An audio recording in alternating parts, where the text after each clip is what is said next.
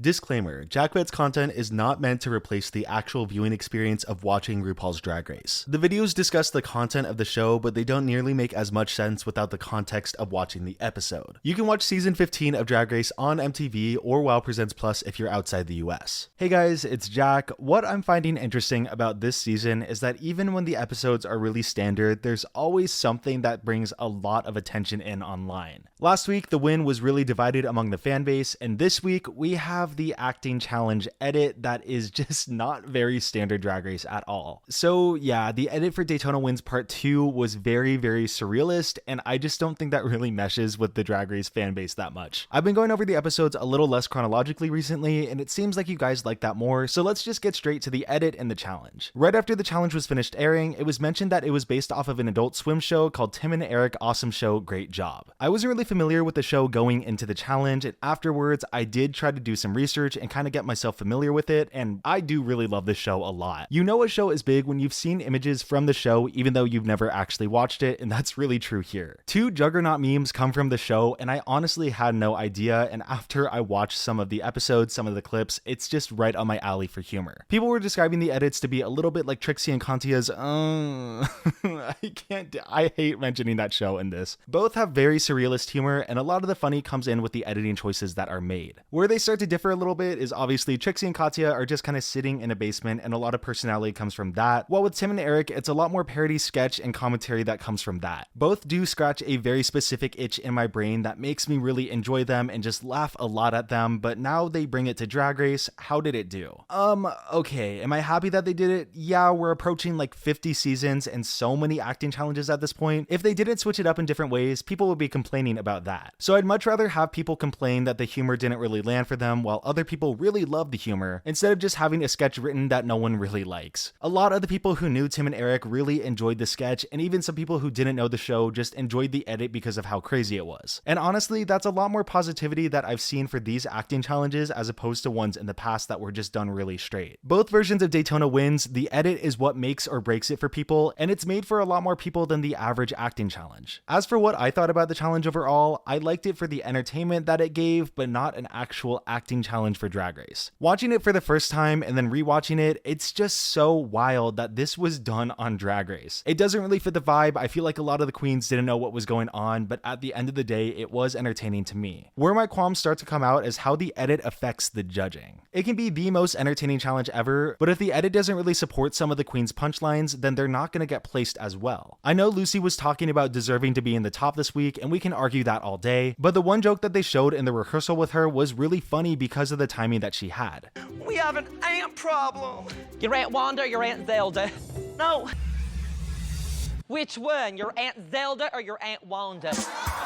But in the final product, it was cut between the surreal edit and the joke just didn't land as well. So it got me thinking what other jokes were delivered well, but they just weren't given the time to shine because the edit was too much in the way. Another criticism that a lot of people had that I completely understand and mostly agree with is the fact that it's just getting a little too referential. I think references are great when they fit, but when you're just doing references for the sake of references, that's where I draw the line. This basically applies to anything that's trying to be meta or referential. If you're relying on references to make something entertaining, it's not going to be entertaining. There's just a lot of problems that come with only referential humor. The references in general could just not be funny, or the people who are watching the show don't understand the references and it's just like a bunch of words being thrown at them. And that's just a lot of what this challenge was to people who don't have a scary amount of knowledge about Drag Race like myself. Yeah, I got the references, and even if I was dying at every single one, which I wasn't, I want to be able to show this episode to like my mom or my roommates and they can be entertained too and want to get into the show, but I can't really do that when they don't understand any of the humor. I do think that the Drag Race writers can be funny, they just need to realize that they don't need to constantly be referencing other things to make it entertaining. My favorite jokes from the challenge had nothing to do with any of the references. Malaysia and Mistress's line delivery and the entire part with Anitra and Marsha were just the best parts. The part with Anitra and Marsha was great because it paid homage without just flat out telling you. They did the sitcom trope where someone is talking and then they slowly start to realize and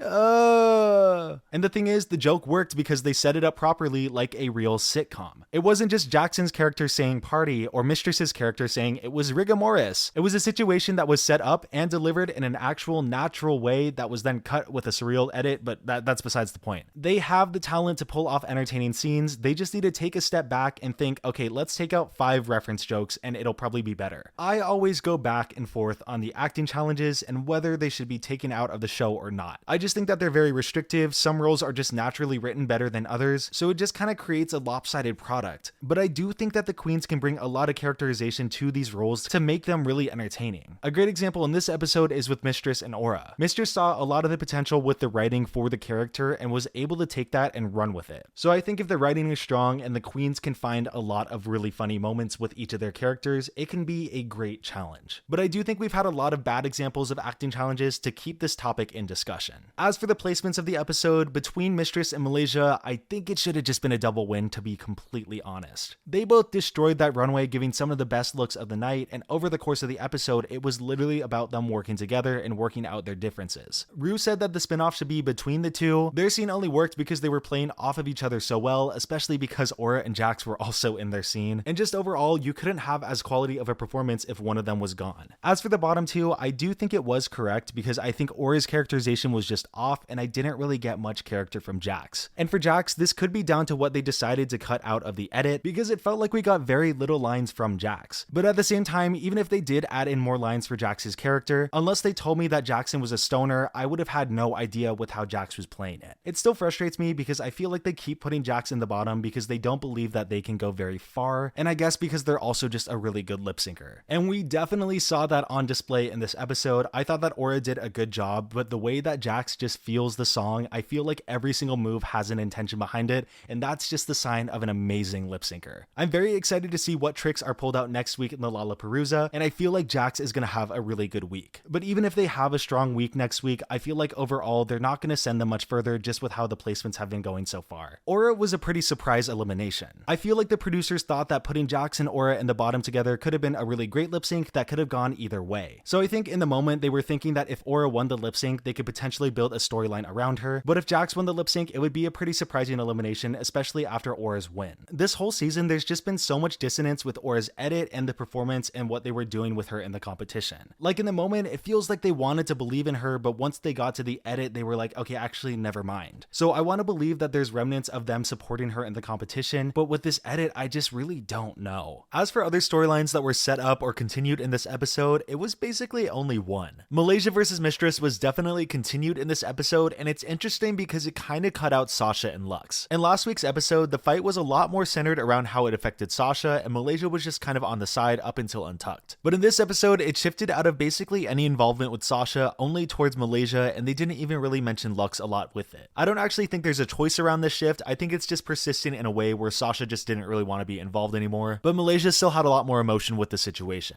I'm interested to see how they continue this storyline because I feel like it was resolved mostly in this episode. Maybe Malaysia will get upset with how close she was to a win, but I feel like it's almost done. The only other bits of storyline that we got are things that we've kind of addressed a lot, and I'm getting tired of them. Marsha's makeup keeps improving. Woo! It is the best storyline that I've seen on the show. I'm so glad that they keep talking about it. This is now the third New York queen with a BFA storyline where they're trying to slowly whittle down their psyche, and I'm just getting a little tired of them at this point. I do get why they do this storyline. Jan, Rosé, and Marsha are all very consistent queens because of their background. They know what they're good at and they know how to highlight it in the competition, so the producers always have to throw a curveball, but at this point, it's just becoming a pattern. Jan's season 12 storyline was the perfect storyline for this type of archetype, and every other attempt has just come off a little worse. I want to see a full-on Lea Michele BFA New York queen villain. It would be so entertaining. If none of these three fit the category, please someone go in there and do that. It would be amazing.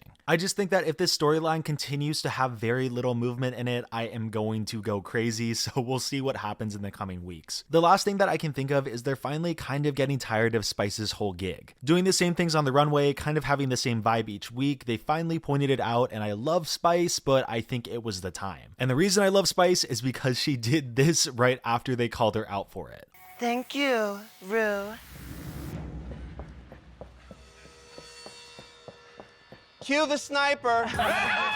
I know Spice has the potential to step out of her box and go way further, and I think she just needed that wake up call, and they were kind of holding off on doing that. Like for the design, she could have been in the bottom. Last week, I definitely think she should have been in the bottom, but I feel like they waited for a week where the 2 bottom placements were a lot more obvious for them to tell her that she needs to step it up. I feel it in my bones that they are waiting to give a win to Spice, and I'd like to see it. I'd like to see her really excel. They'll probably do like the TikTok challenge from All Star 7, but honestly, I think that's about it for storyline this episode. The storytelling in just this episode was really good. I like seeing the conflict between Malaysia and Mistress and then getting the conflict resolved. It was very, very focused in on just them, so if we're looking at just that, that's great, but future storylines, there just wasn't a lot. Mistress and Malaysia are fully the ones that are in the forefront of the storyline and the edit, while other queens just kind of come in and out when it's their time in these episodes. We consistently see these two, and then when the other queens are important for the episode, they hop in. It's just so interesting how Sasha can go from dominating the entire episode last week to barely being in the edit this one. I mentioned last week that I wasn't really holding my breath for these 90-minute episodes to return, and then they did, so that's cool, that's great. It's returning at top 6 or 7 though, which is not the best because I feel like the biggest complaint was that we didn't get to know the queens, and now most of them will be gone. But a win is a win. I'm very happy that they got the chance to change it back. Thank you guys for watching. I'm working on those 2 videos, and one of them will at least be out by the end of September.